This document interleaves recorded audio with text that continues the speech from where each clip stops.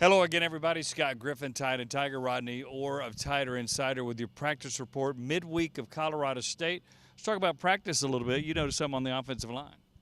Yeah, today was a little bit of a change. Earlier this week there was Jedrick Wills at right tackle, Matt Womack had slid in at right guard, and today, as we watched it, Scott, Josh Casher was at right guard and Matt Womack at right tackle. So now that's a look during the 5-minute viewing period that we had.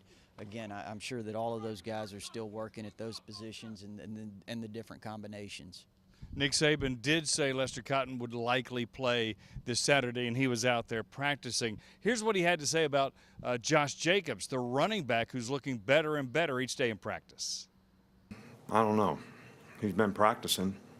Look, he looks like he's 100% to me. I expect him to play. Oh, yeah, I think so. I thought Monday in drills, Scott, he was moving really, really well. Watched him a little bit today. Actually, at one point, he was running behind the first-team offensive line when we were still in there as the media. So I would think there's a very, very good chance Josh Jacobs plays. All right, Colorado State's a bowl team. They'll play fast under Mike Bobo. Will Friend, the offensive coordinator. More formidable against Fresno State. What are you looking for Saturday?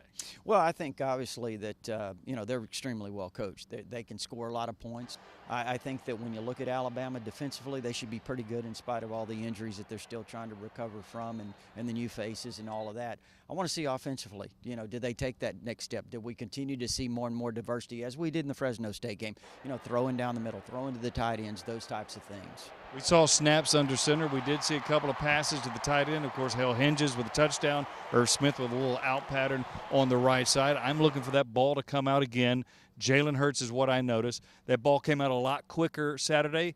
I'd like to see another step. Yeah, it would be really good to see another step. And, one of the questions was in the press conference, in fact, the final question of the press conference was, would Tua Tagovailoa get in the first half? And Coach Saban had a very interesting comment there. We hadn't decided how we're going to play the guys, and I wouldn't tell you if I did.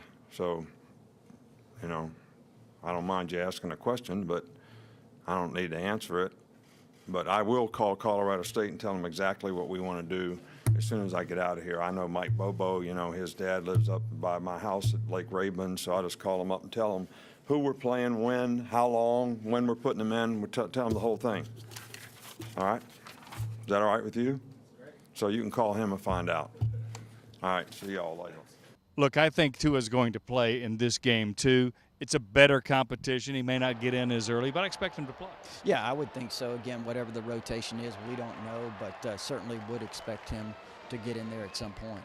Look for the post-game interviews on Tide and Tiger and Tider Insider, the YouTube channel, as well as the website, and also Podbean for Tide and Tiger. We'll have some podcast thoughts on that coming up as well. For Rodney Orr, Scott Griffin saying so long. We'll talk to you in a couple of days.